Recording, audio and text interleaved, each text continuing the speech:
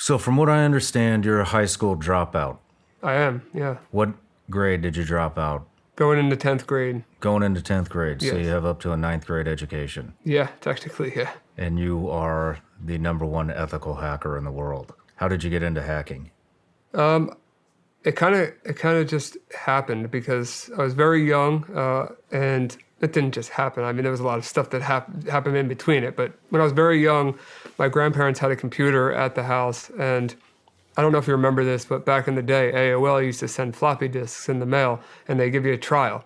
And I remember the shape of the floppy disk, and I remember seeing the front of this desktop that my grandpa, I think he brought it home from work or something back then. And I remember seeing the shape of the floppy disk, and there was a little icon of it on the desktop computer. And I was like, I wonder what would happen if I put this floppy disk in the computer. And I saw the AOL logo from the mail show up on the computer screen. And it blew my mind as a kid. It blew my mind. I was like, how did that just happen? You know, How old are you? I'm 29. No, I mean, how old are you at this time? I had to have been like 8, 9 years old at that time, maybe. Okay. And that blew my mind, and I wanted to know how it worked. You know, from that point on, I just had this obsession with how do computers work? Why did that just come from a piece of cardboard and show up on the screen? And you know, I just kept learning and learning about computers and learning, you know, fixing computers and meeting people, you know, that on the internet through AOL Instant Messenger and other apps. And then I found it actually started with a marketing community at first. People that were doing digital marketing back in the AOL days, so just spamming out massive amount of emails, like millions and millions of emails. But then in that community, there were some hackers, you know, people that were writing automation tools and finding exploits and finding ways to convert on ads better and this and that. And I ran across this one guy who ended up going to prison later for hacking, I believe it was AT&T and a few other major cellular carriers. He stole some prepaid minutes, and back then prepaid minutes were a big deal.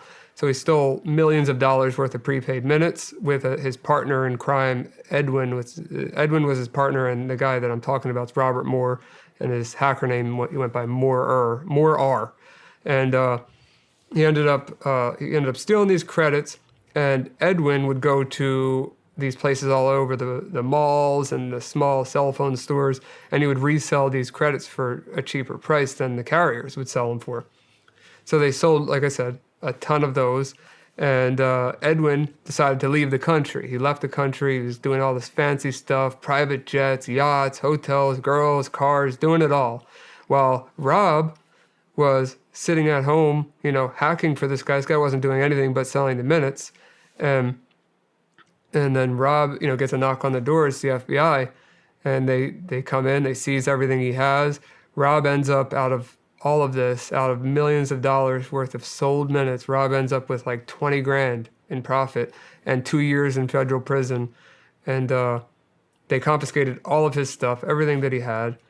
And he gets out of prison. And Edwin's on the run. They finally get Edwin. I believe Edwin got like 10 years or something, which he deserves it, honestly, because he took advantage of Rob in a weak point in Rob's life. He took advantage, and Rob is not meant for federal prison. He ended up there.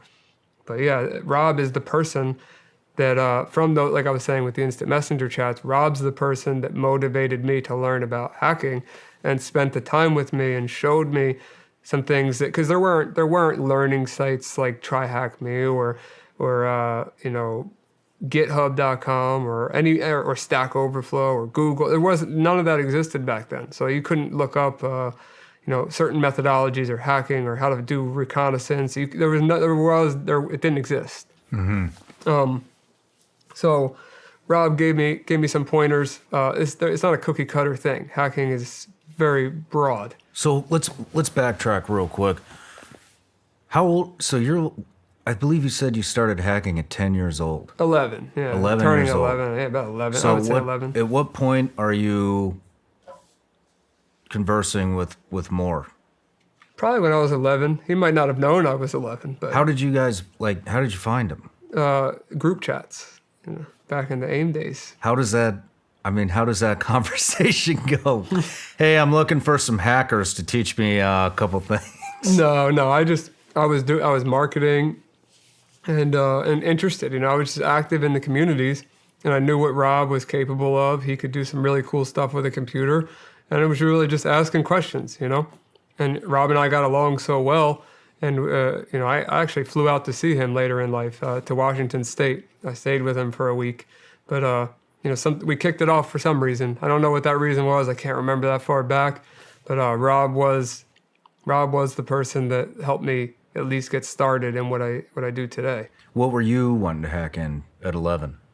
I think I was more interested in just shutting people's internet connections off, like simple stuff, nothing crazy, and making money, marketing. It's a lot of 11-year-olds would probably not think about selling things on the internet, but I wasn't making a ton of money as a kid. I didn't have rich parents or anything like that, and I wanted to make money ASAP. And I knew that digital marketing at like the groups that I was in, I was seeing all these people making fortunes selling. One example, we were selling acai weight loss berries, and it was a huge thing back in the day. And there was some affiliate marketers making 30 grand a day doing AOL spams, making millions of emails per day, making 30 grand a day on average. It would blow my mind. And I don't remember every specific about names and what programs they were on, like affiliate programs they were on back then, but I knew I wanted to be involved in that. And I thought that automating it and finding exploits in I guess websites or people's computers would enhance my profits, and it did. It definitely. But then all the money that I made there, all the money I made, it all went to drugs and doing dumb stuff. But I wouldn't take it back because I learned a lot. I grew up quick, and there's some benefits there and some things that aren't so good there. But well, let's stick with childhood hacking. So, at what point in your childhood did you start making money doing this? Probably 11, 12 years old. I was right into it. I mean, how much money are we talking? Couple grand here and there, which is a lot for a kid. Yeah. That's a lot for a 12-year-old. It felt like $1 billion to me. And so, were you always an ethical hacker? No. What are some of the things that you've done that you've hacked into? What's one of the... Give us some examples. So, I guess depends on what you want to know. Like people or organizations or both. Let's go into all of it. Oh my gosh. Yeah, I mean, I'm limited by what I could say here. I know there's a statute of limitations. I'm sure I'd be fine, but there's some things that I regret that I would take back. But there is one thing out there that's public. There's a rap song that mentions me about, are you familiar with crypto mining? Yes. Okay, so I hacked a ton of computers. I had a method. I won't explain the method because it still could work today, where I could infect computers with malware. And a lot of people that infect computers with malware, which is just people, if you don't know what malware is, it comes in various forms, but the type that I'm talking about is called a remote access Trojan.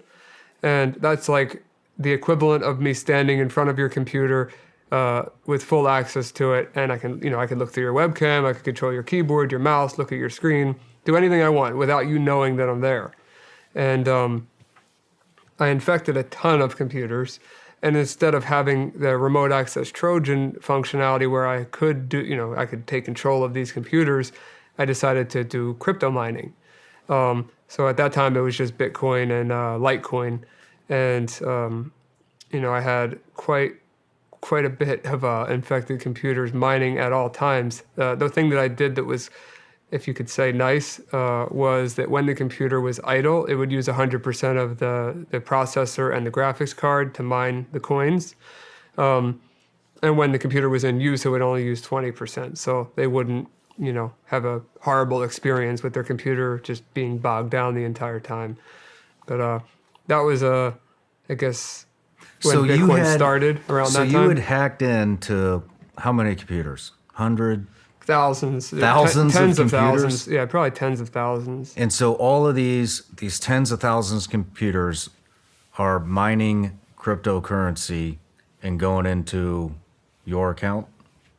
They were going into a pool. So pooled mining is a lot of people mining together, and then all of the like whoever's putting in the most, like I guess the reward is split based upon the contribution. So if you're contributing twice as much as me, you'll get twice as much of a profit.